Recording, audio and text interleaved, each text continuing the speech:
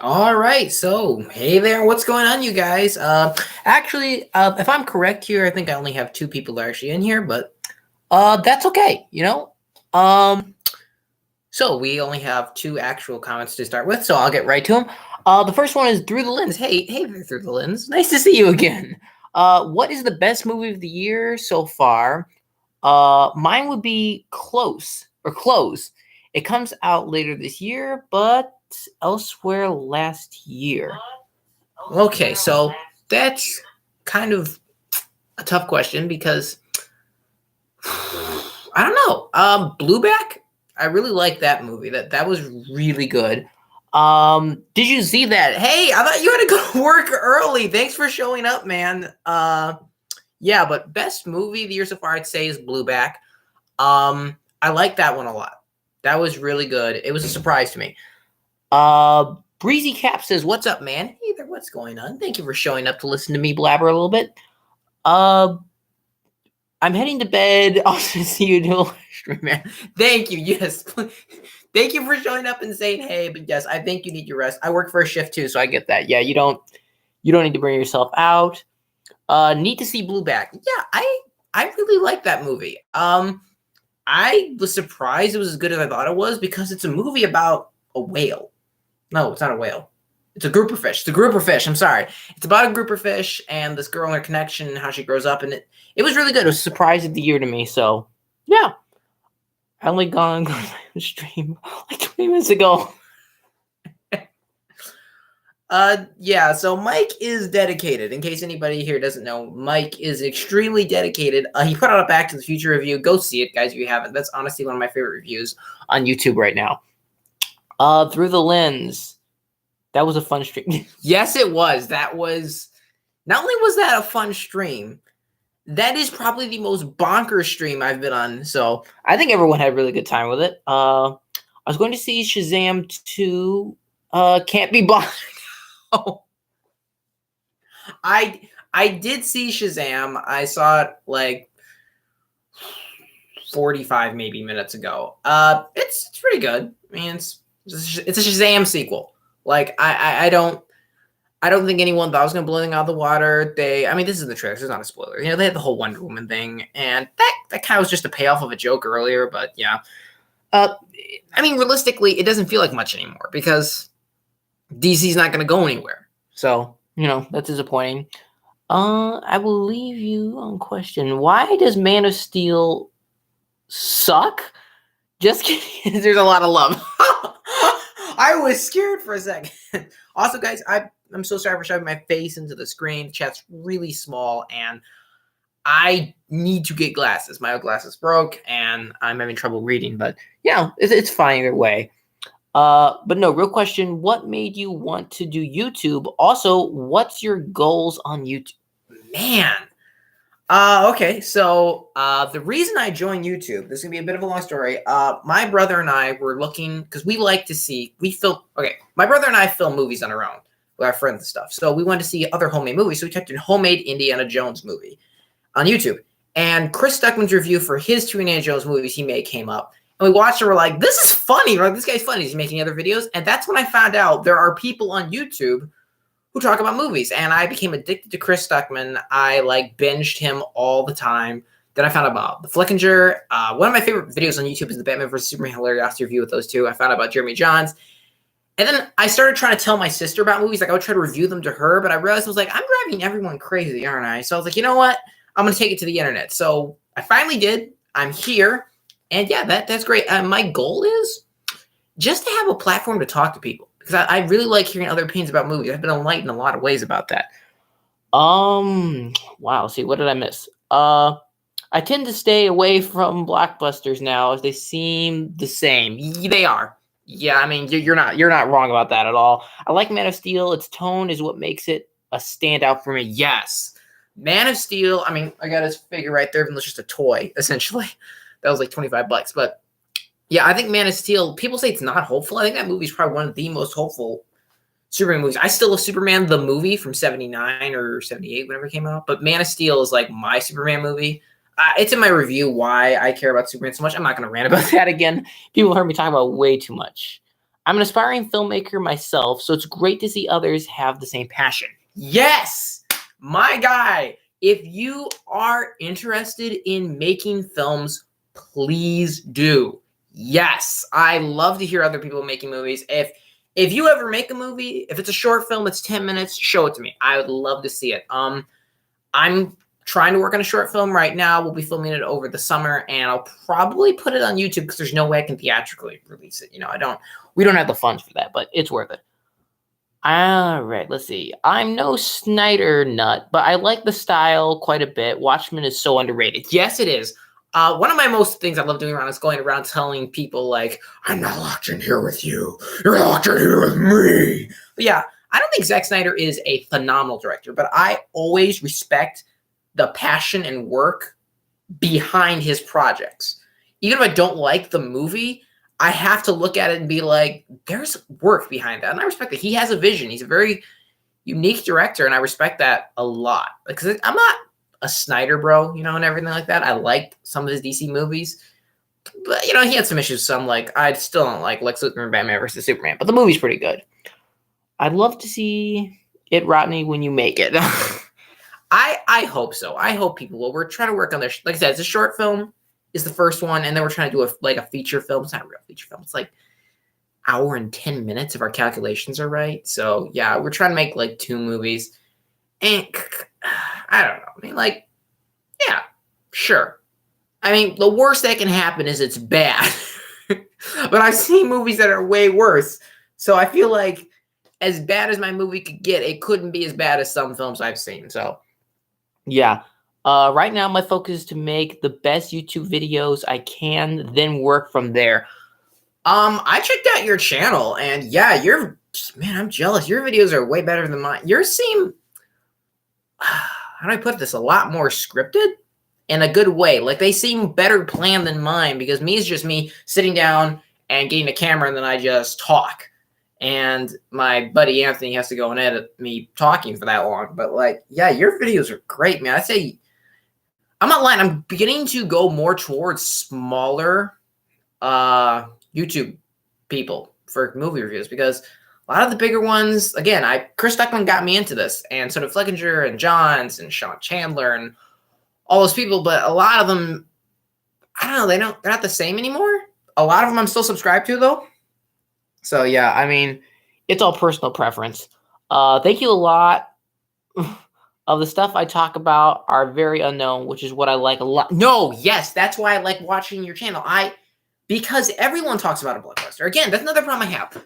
Big YouTube people will talk about Scream 6, they'll talk about 65, Creed 3, Shazam! Fury of the Gods, but even I like reviewing smaller movies, and I like seeing other people talk about smaller movies, because I find out about them that way, and I love people who cover these little films that no one else talks about, because I'm like, why is no one else actually considered how great this is? It's small filmmakers have a lot more ideas than people give them credit for. Your channel is great too. Thanks. I appreciate it. I think I could work on it a little more. I do feel good about it though. Like, if I go back and I watch my first video, which was a review for West Side Story, yeah, I've gotten a lot better at this. I mean, it's cringe to watch that. I won't delete it though, ever, because I need to learn from my mistakes. I like things like Drive, My Car, After Sun. Oh yeah, all these movies, especially Drive. Dude, yeah, movies like that where they're smaller and more contained usually turn out to be better films. I don't know. I mean, it's not like movies are bad now per se. There just aren't as many of the good ones. I mean, there are some blockbusters that come out that are crazy good, but they're few and far between. I mean, yeah, they're not often anymore, really. We will have to collab at some point, a stream or something. Absolutely, yes. I'd love to. Collabing is more fun than I really thought it was going to be. I was nervous. I remember when Mike first said I could come in a stream, I was excited, but I was so scared.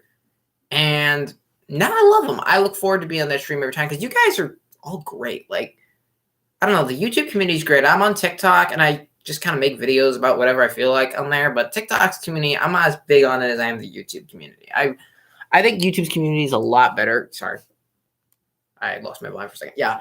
So yeah, for me, yeah, I think I like YouTube a lot, and I think I like longer videos too. That's another reason I like YouTube a lot more.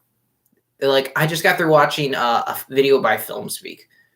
He's really cool. I like watching a lot of videos on YouTube. Streams are always fun as it's an easier way to communicate. Yeah, because when I do a review, like my basic rule now is unless there is a lot to say, keep it under 6 minutes 45 seconds. That's what I try to strive for. And for the most part, I do really good. I mean, there's movies like Blonde. I had so much to say about the movie, but that movie drained me. And I didn't want to go on about it forever. It was a lot to say, though. TikTok is odd. I've used it before and have a video that has 1 million views. I mean, that's the weird thing about TikTok. You can just make a video, one video, like it can be about the same thing, like that thing Snyder put out, that post. I made 2 videos about it. One of them had like no views, 22 likes, really is nothing. The other one blew up and is like in the hundreds for likes and thousands of views. And I'm just like, it's the same video. Like, why? TikTok is strange like that. I don't get it. Blonde is rough, kind of hate it. Yeah, I didn't know how to respond to it, honestly, after I first saw it. I was, man, I gave it a 5 out of 10 and because it was middle ground. That way I could say go either way. I didn't want to get into it with anyone. I was like, make your own decision. I'm not. Yeah, basically now with hindsight, no, don't watch Blonde. You don't need to watch it. I get the time there was hype around it with Ana de Armas, and I still like her as an actress, despite the fact that movie sucked. But, yeah, that was weird. The video is Keanu Reeves saying chocolate sprinkle.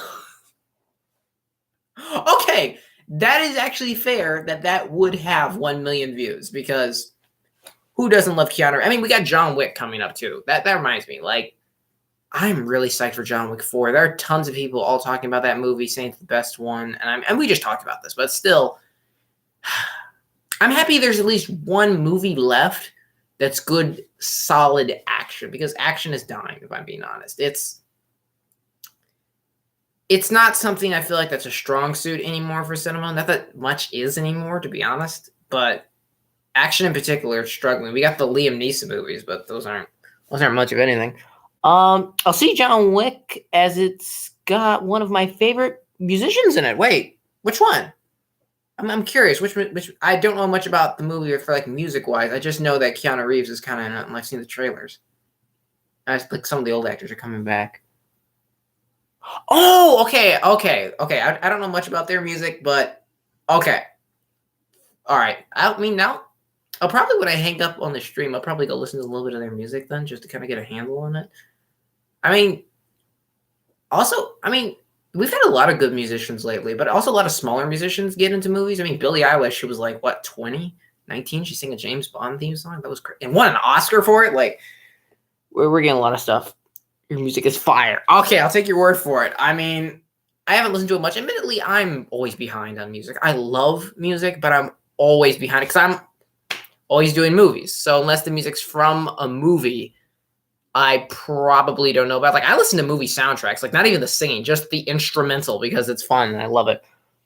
Listen to her first album. That one's better than the new one. Okay, I'll have to do that. I mean, I can Google search that and figure that out. I mean, I need some new music to listen to anyway, so this is perfect timing for me because I've listened to the same music for so long. Yeah, it's getting old. I love it still, but it's getting old. Music and film is my life, so I have split with both. That's fair.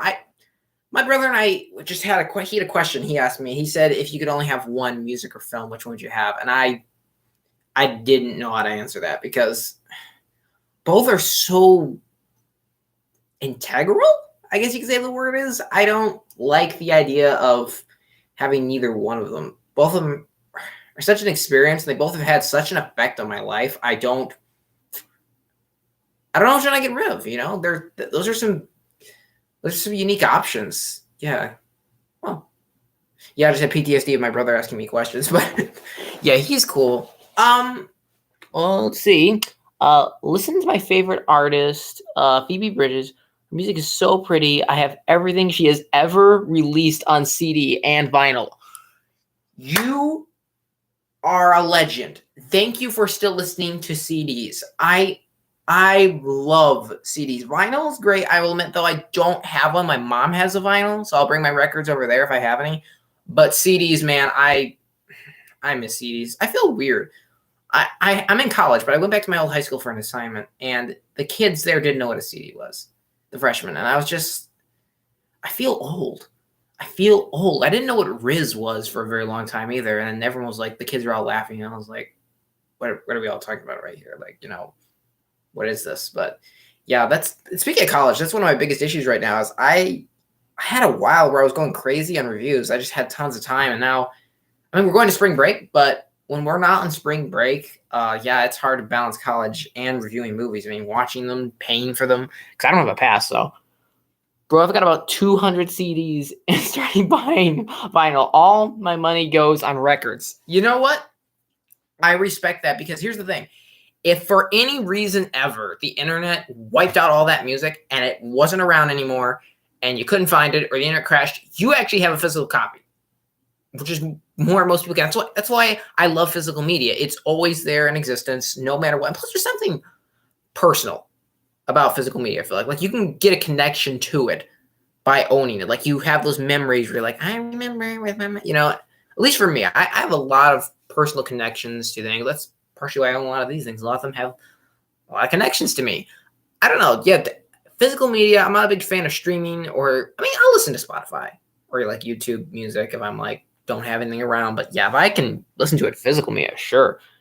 This is something I have in common with my dad. We both go to record fairs and find stuff we want. I think that is that makes me so happy because I don't hear a lot of people talk about, spending time with their parents when they get older. And I love the fact that you two have that little connection where it's kind of like the new and the old together, which I like. That's sweet. You know what? That made my day to hear because honestly, I don't hear a lot of people talk about their parents anymore, or even in a positive light. Like there's just not a lot. I mean, it's not. I mean, my dad has 4,000 records. It's like you know what? He's probably been collecting those since he was like 16. What an achievement for that guy! I mean, he's killing it. I mean, and the good thing is, if you want to borrow one, you can probably just go over and be like, "Yo, Dad, I want that record." Because, I mean, who knows? My dad and mom are the combination of why I got into movies. My mom loved old movies, like from the 30s, 40s, 50s. My dad liked a lot more modern. So I got a good split between the two of them. So which one? Even as a kid, I was like 5 and I'd be critical of movies because I was a jerk like that. It's funny because he says to me, "You are I like to see being the new ones." And I could buy the old ones. My dad with film though. You know what? He's trying to make a profit. I guess he figures after all the money he spent, he figures this is his way of getting it back. He's like, you're gonna have them if you pay for them, which is like an odd choice because it's your kid, but at the same time, it's such a dad move to make where they'd sell it to you instead. That's different. He likes Suicide Squad 26. Oh my God. That is a weird. The only thing I remember about that entire movie, I remember 2 things. I remember Jared Leto saying honka honka. But I remember there's every time he did a robbery, like Jared Leto's Joker, there's this panda. Like this guy dressed in a panda suit. And that's the only thing I remember about that movie is a guy in a panda suit with a machine gun. I don't remember the context or what was happening, but yeah, it's they were robbing someplace. I think they're robbing Wayne Industries or something. But there's that's the only thing I remember is this panda and Jared Leto's honka honka. Wait. I do remember one more thing about that movie. It was the Batman scene because that was actually really good where he gets some Jokers in Harley's car. That was good. Aside from that, I don't remember a thing about that movie. Suicide Squad 16 is awful. Jeez, yes. I saw it, hated it when it first came out. And then my brother, I think it was 2020, he wanted to watch all the DC movies. He's like, I'm going to watch Suicide Squad. And I was like, all right, I'm going to watch it with you. And I forgot how bad it is. And the soundtrack, the songs they picked, it's just random. There's nothing going on in that movie. I mean, Margot Robbie tried her best. But then we have the villain, the hula hoop girl. I just remembered her too. She was Enchantress. Yeah, and they were trying to mimic Deadpool. It felt like with the names popping up and stuff. That was a weird choice. I think David Ayer said he has his own cut of it, but honestly, I don't have the urge to see that. Let's just let James Gunn take over. The original songs written were trash too. They were. They weren't even like heck. Last year, I mean, Not To, I think it's called from RRR. Hold My Hand. You know, the songs were nominated like last year. The original songs in movies, they were really good. And it makes me realize how a lot of songs in older movies that I watched are trash. But I do miss when movies had accompanying songs like that. Like, like I was rewatching Flashdance as a guilty pleasure of mine, and it made me realize we just don't do that anymore as much. You compose a whole song. Same with Dirty Dancing, another movie about dancing that's kind of a guilty pleasure, but I think it's a better movie. But it's funny how there were 4 cuts, and they released the cut edited by the Trailer House, who made the trailer. Yep. Yeah, that's DC for you. I mean, I'm not lying. I think DC has made more bad decisions probably than anyone else. Like, I just want DC to get back to normal. I'm a big DC fan, so it's been hard with the years watching. Every time I feel like something happens, it doesn't happen. Lift Me Up should have won the Oscar, even though I love Not To. Honestly, I kind of agree. I'm not as big a fan of Not To as other people. I mean, it's like you say, I don't dislike it. I like it. If it's on, it's a banger, and I'll be jamming out to it. But I think Lift Me Up and Hold My Hand, both of them, if you listen to them, they are on a totally different level than the other, like Not To. I mean, it's a good song. I just didn't think it was the best song of the year. Like, in the future, I'm not sure if that's going to be remembered as well. Do you have Letterboxd? If not, you should have an account. It's an amazing site. I don't have Letterboxd. I'm curious, what is Letterboxd? People keep telling me this, and I honestly don't know what it is. Because, I lived in a cave for a while. I did not have internet. We didn't have, what was it? We didn't have wireless till I was like, what, 16 years old? Yeah, I didn't get my phone until I was 17. So yeah, I lived in a hole for a long time. Cable TV was new to me. Hold My Hand, not for me. Don't like it that much. Totally get it. I've heard a lot of people say that too. It's totally fair. Letterboxd is a movie rating site. Ooh. In that case, yes, I do need Letterboxd. I would love to have Letterboxd. That's something that reminds me of. I was on Rotten Tomatoes for a while where I would review movies. And I think I might probably still have some reviews up somewhere. I think like One Up, I have a review for that.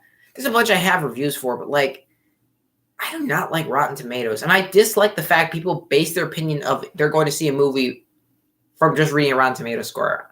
I mean, I'm still on IMDb. That's probably where I'm the most active for sites because it feels a little more less, I don't know what the word is. It feels more like real people are on there that actually care about movies. Yeah. Let's see. It's free to make an account. I'll follow you there when you make one. And Rotten Tomatoes sucks. Okay, first of all, I'm going to make an account, especially if it's free. I mean, I'd love that. I mean, because I've seen people do things like that on YouTube. They talk about Letterboxd, and it looks so cool, especially with the posters. Because I don't know. I know this is crazy. I nerd out over posters. I love posters. When I put up my review and I have like the poster pop up next to me here, and I'm like, something was directed by, I have to decide which poster I'm going to use because I love posters. And for Rotten Tomatoes sucking, yes, look at The Last Jedi score. Like, according to Rotten Tomatoes, The Last Jedi is better than Revenge of the Sith. I mean, to me, Last Jedi is the worst Star Wars movie, so I don't know. That's just, I use Letterboxd more than any site. A lot of people tell me that, and especially the fact that you can view other people and follow people. I love that idea. That's something I've got to.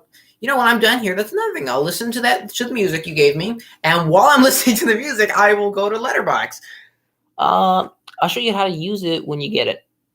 I'll take it. I am not great with discovering things. I'm pretty bad at it. I fumbled around for a long time before I actually figured out how to use anything. I was fumbling around with this, trying to get the live to work because I did not use live chat. I don't know. I mean, I like live though, and I want to make these more often. I want to do more giveaways for sure. I mean, that was fun, a lot of fun, and I want to do more special videos, and I'm beginning to feel like more like I was looking back at an old post I made. I forget what it was on, what social media. I think it was Instagram or something, but it was like when I first started out and I was like, milestone, 10 subscribers. And everyone was like, congratulations. And I'm like, it really humbled me. It helped me to really understand, like, I think I have 145 subscribers now, which, yeah, it's not crazy huge, but like that's still a lot of people I should be grateful for. They're all the ones who make it happen. Let's see.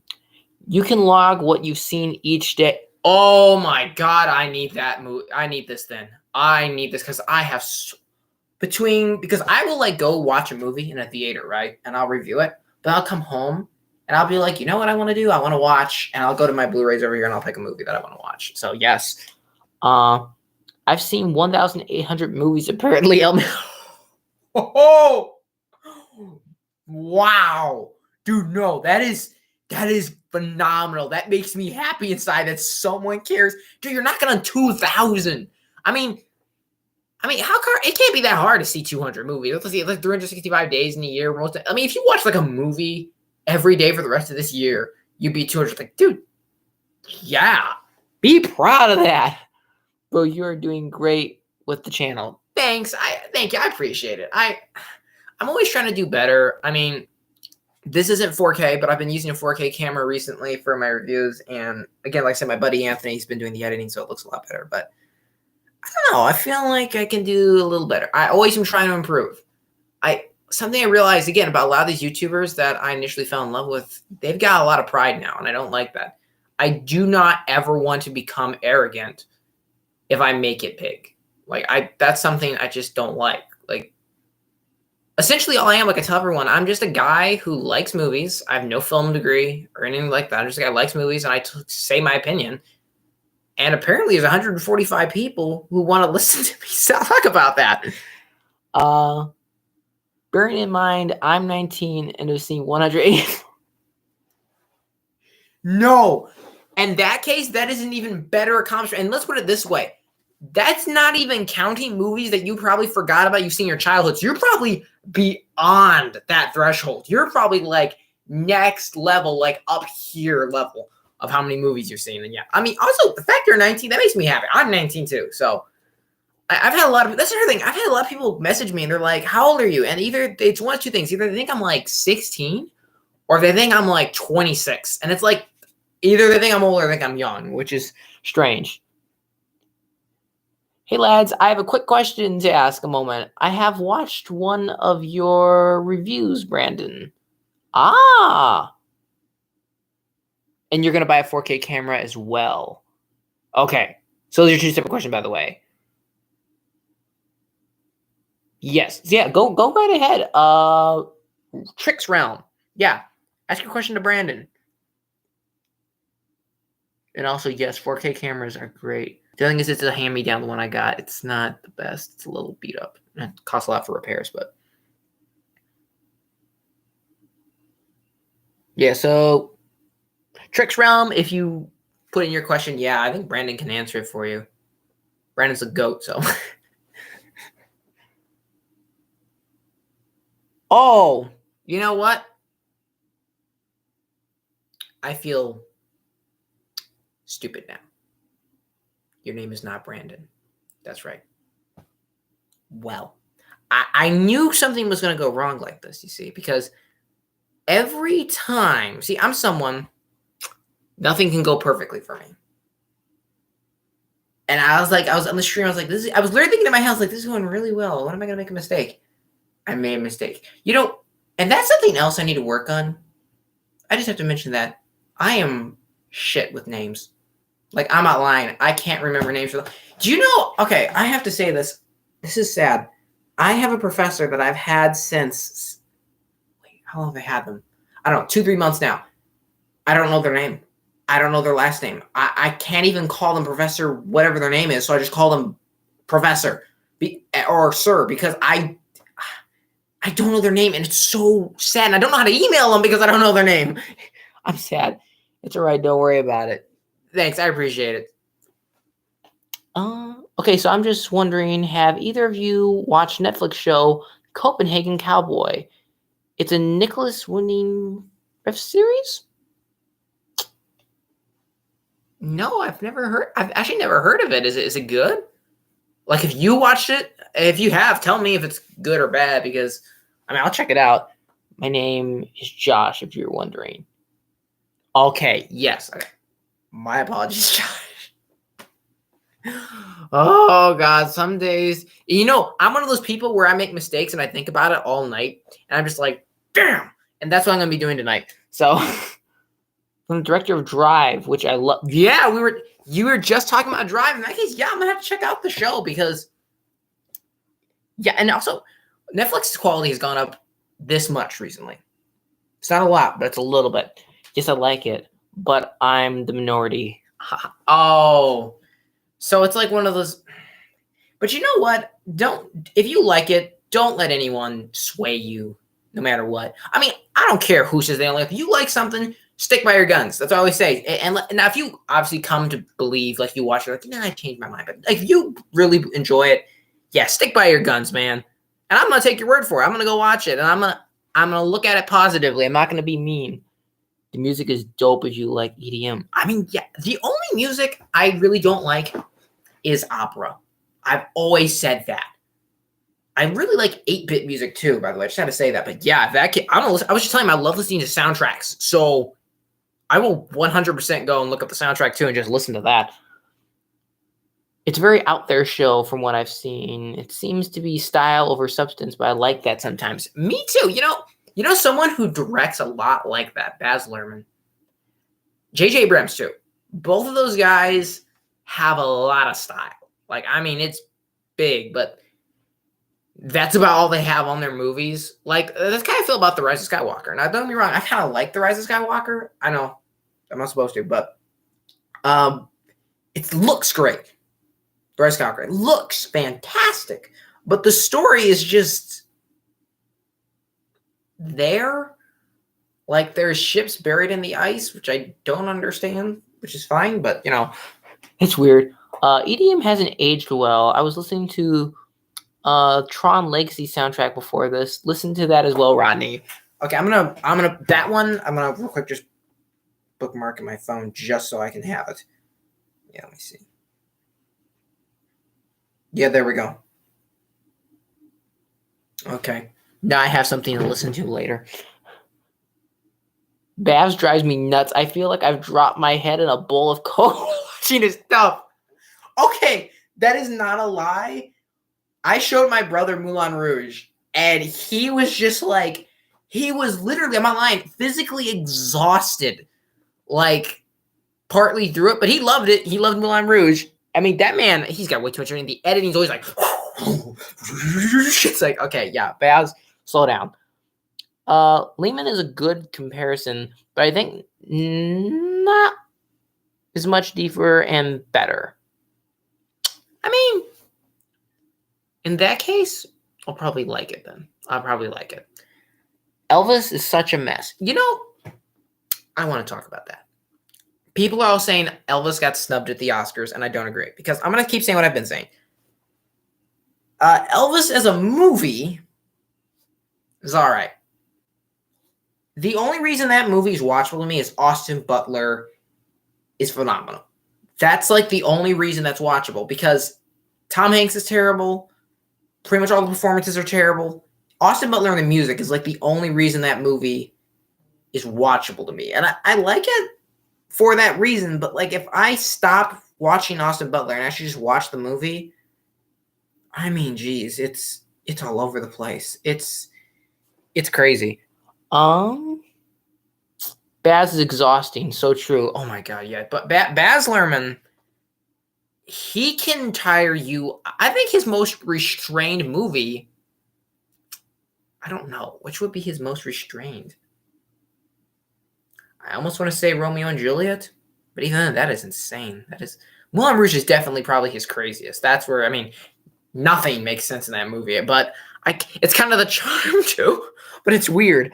The music in Elvis is so funny. He's literally walking down the street and a rap cover or something by Denzel Curry comes on. Okay, yes. Okay, now that I have to talk about. The Elvis songs, like when they have Austin Butler, like he's in the 68 comeback special, Suspicious Minds, great. Love it to pieces. Phenomenal when they mix it with Elvis's voice. But there are really random choices in that movie. And I get it's supposed to be like representative and, everything like that, but just still very weird. Very weird choice to do all that they did. I get more tired watching a Baz movie than a day at my job. I can't even argue with that because I'm thinking right now, and when I go to work, I think I come home less tired. Like, I'm not lying. When I first saw Elvis in the theater, I came home and the first thing I did was take a nap. I didn't review the movie because I was exhausted. I just go to work. I'm able to go back and do whatever I want to do. I mean, it's not that bad.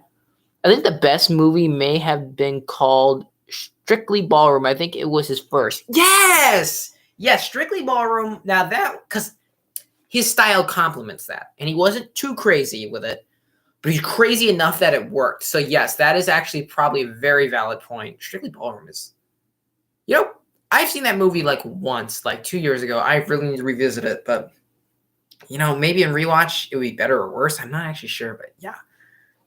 Let's see. My dad loves Elvis more than other artists, and he hates this film.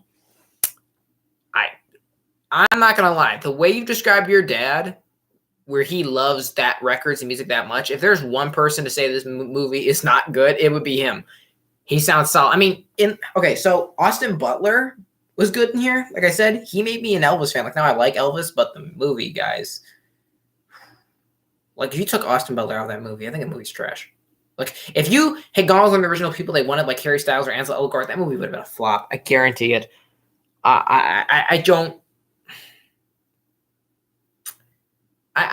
understand what's with biopics recently. I mean, it's just insane. Even if you look at which actors, so many people win Best Actor, win it for playing a real person in a biopic, which is weird. It's just a really, really weird choice. So, yeah. Anyway, to get Baz Luhrmann, let's see, Miles Teller. Oh, yeah. So, Rooster from Top Gun Maverick? He auditioned for Elvis for that movie. And that kills me. I mean, because we heard him sing in Top Gun Maverick. I'm like, that is not Elvis. That is such a weird audition choice. I feel like Austin Butler was doing a good impression of Elvis rather than act like him. Biopic performances irked me big time. I mean, I kind of get it. I loved his performance in there. Like, I loved Austin Butler as Elvis. I think he was phenomenal. I was so glad he got nominated. I don't know what I consider it. I don't know if I call it. I think it's an interpretation, honestly, because he's enough like Elvis. But like, if you listen to Elvis and you listen to Austin, they're not quite the same when they talk. The mannerisms are similar when he's like sitting down or talking. I'd say it's an interpretation. That's probably what I would label it as. Not quite. It's not quite. I don't know. Yeah, that's the best way I could label it. It's interesting. The makeup was so goofy. I mean, dude, the shitty sideburns. Okay. The fat suit. Let's get that out of the way. The fat suit for Colonel Tom Parker is terrible. I have no idea why this movie got nominated for best makeup at all, and hair. But the Elvis fake sideburn, couldn't they just have Austin grow out the sideburns? Couldn't they have him just grow out his hair? It's not hard to grow out your hair as a dude. It's very easy to do, and you can tell when it's fake. Whatever they've done to him is fake when it is, because it doesn't look natural. It looks very generic. It doesn't look real. It looks unnatural. And I mean, I feel like if you're Warner Brothers, you can do way better than that. And I get this was filmed during COVID, but still, there's a bigger level to it than that. I mean, yeah, Elvis is a big deal movie. It really made a lot of money this year too. Now I think about it, I forgot how big that movie was. I think that and the Batman and Top Gun Maverick, probably the three biggest movies of last year that everyone's just obsessed over. Then The Whale did too. Late in the year came in there. The movie should have only got the Butler. Nothing else. Oh, his nomination. I get it now. Yeah. I don't know what else they were nominating it for. I mean, I get Best Picture because they probably are writing off of the love for Austin Butler. But I don't quite get everything. I mean, costumes maybe. It was nominated for costumes. I get that because of the recreations. But again, yeah, it didn't need everything it got. Who played Priscilla? Was she good? I forget her name. Let me look it up. Let me look up who played her. She's an Australian actress. She's been in a few other things. She was actually pretty good. I'm not going to lie. She was pretty good in there. She wasn't phenomenal, but she was solid at her job. Let's see. Oh, Olivia De Jong is her name. She's been in like The Visit, Better Watch Out, The Society, The Staircase, Undertow, Josie and Jack. Yeah. Not a lot of stuff I really recognize. Where was the love for decision to leave this year? It got snubbed. You know, man, I'm not gonna lie. The Oscars this year were really weird with their nomination choices. Like, you think with the first big year after COVID, when everything was out, like there's just endless amounts of movies that were great. It just seemed like they nominated the same thing. Like my brother pointed out how many times Everything Everywhere All at Once, The Banshees of Inisherin, Triangle of Sadness, and All Quiet on the Western Front were nominated. Like it was insane how many times they nominated those again. And the funniest part about Banshees is it didn't even win anything. And near the Triangle of Sadness. So I have no clue why they even got nominated that much. All Quiet on the Western Front got 4 Oscars. Why? Let's see. It won Best Original Score, which I think should have gone to Babylon. It won something else, like Best Cinematography, which is fair. Best Foreign Film. I didn't agree with that. One other thing, too, and I do not remember what it was. But yeah, like, it's the millionth time I've seen this story. It's a good movie, don't get me wrong. You can watch my review. I liked it, but yeah, it was a little overhyped. I don't like Triangle of Sadness much. Honestly, I didn't even see that movie. I don't know what it's even about. Like, I think even during when I was doing my Oscar reaction, you can see me. I'm just like, Triangle of Sadness. What's that? Like, I don't even know what it is. Only war movie. Yep. That's actually true. That's a good point. It's a good point, actually. The Northman should have won cinematography of the Academy nominee. Is Academy nominee? Yeah, The Northman. Here's the thing. I think everyone knows this. The earlier in the year you're put out, the worse chance you have of getting nominated for an Oscar. And The Northman was riding a hype train early in the year, but I think The Batman came out, Top Gun Maverick, Elvis, The Whale, like so many movies came out that seemed to trump it, and people forgot. And I didn't see on people's favorite movies of the year list, and it kind of got forgotten and left. And yeah, cinematography would have been fantastic. Speaking of the Oscars, I think it's a crime there's no Oscar for stunt teams. Like, why is there no award for, like, best stunt work or best stunt team or something like that? Like, those guys work their butts off, and they don't get an Oscar, essentially, usually. So, that's weird. The Northman is gorgeous. That campaign was so strong, but the Academy didn't watch. Yeah, the Academy's extremely biased.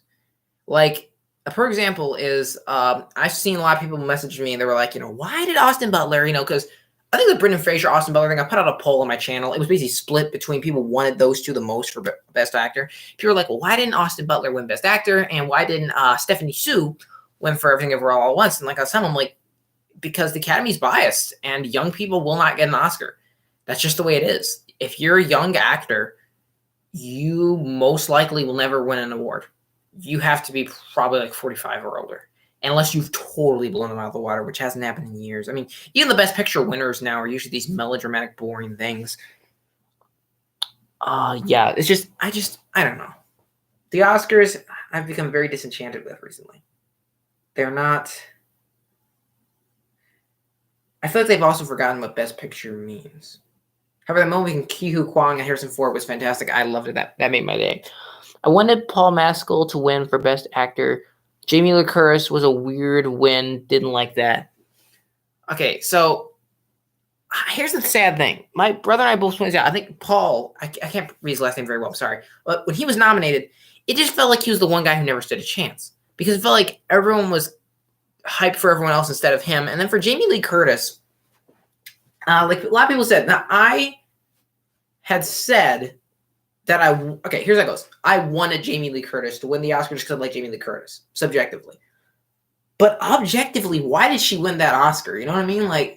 I was sure, even said my prediction, like, it'll be Angela Bassett. Like, she killed it. And if not her, Stephanie Sue. Like, it was such a strange choice. I think it's a legacy thing again. Oscars are very biased. She's been there for a while. A lot of people said this. And when you've been there for a while and you're in with the crowd, she says the line in the movie where she tells him, you have to see a lot of bullshit to get one of these. When she's going to her awards in the movie, that's kind of how the Oscars are, I feel like. I better go to sleep. It's 2:30 a.m. Great to catch the stream. Let me know if you make a Letterboard account. I absolutely will make a Letterboxd account and yes, go to sleep. I appreciate you being here though. Angela Bassett didn't like the Oscars this year either. It's true. She's like, best actress, Jamie Lee Curtis. Okay, so I mean, I'm split on the way of like I can't blame her, but at the same time, like, okay, you gotta be more graceful, Angela. It's split. Like I get it though. I mean, that or she was just genuinely in shock that she didn't win. I mean, even Jamie Lee Curtis, when they said Jamie Lee Curtis, she was like, oh, I won. And, you know, it was like one of those moments. So the Oscars were strange this year. However, they were some of the happiest Oscars I've seen in a while. I was getting sick of Jimmy Kimmel making jokes about the slap, though. That was getting very, very annoying. It's just, in the words of Chandler from Friends, you got to stop the Q-tip while there's still resistance. That's how it feels. Like, you can't just go the entire time. So I have no clue I don't know. Yeah, the Oscars can do better for comedians. And my brother made a good point. You know, we don't even really need comedians to show up at the Oscars. You really just have the presenters and the actors come and they get to tell jokes if they wanted to. But and there's a lot of controversy. Apparently, Hugh Grant did something before the shows. I missed the red carpet. He did something there. Apparently, that was controversial. I missed that. And that was weird. So, yeah. So yeah, if there's no other questions, because it looks like we're dying down just a little bit here. I mean, it is late. We've gone for a good like 40 something, maybe 50 something minutes here. Yeah, if there's nothing else, then that'll be it for tonight. But hey, I've had a lot of fun so far, so I'm just gonna wait like a minute or two to see if there's any more questions or any more statements. And if not, you know, then we're gonna go. Until then, I can tell you what's coming up on the channel. Shazam! Fury of the Gods review will be out tonight or tomorrow because I finished filming it. But again, my buddy Tony, he edits, and I don't know if he's finished yet. So when he's done editing, he then sends it back to me. I post it, and I make the thumbnails. So that'll be coming up. There's a movie with Willem Dafoe coming up that I'm going to be reviewing. And I really think that's about it for major things. We're nice to talk to, Randall. Hold on, I'm sorry, I don't get it. I don't know what you mean. Maybe I'm just tired. I'm not understanding. Sorry about that, man. Yeah, I don't get it, but yeah. Well, anyway, yeah. So that's pretty much everything that's coming up on the channel. Thinking of doing maybe a vlog. Oh, I meant Rodney. Oh, okay. Hey, you know what? I got Josh's name wrong earlier. So this is payback. That's what I get. I'm Randall now, which honestly wouldn't be bad. Yeah, so yeah, absolutely great talk. Hey, thanks for coming on here, man. I appreciate it. It was awesome talking to you. And you know what? I love the interaction. It's great. So yeah, with that, I think we're good, you know? So thank you as always for watching. And until next time, you know, stay safe, have fun, stay movie-esque, and enjoy.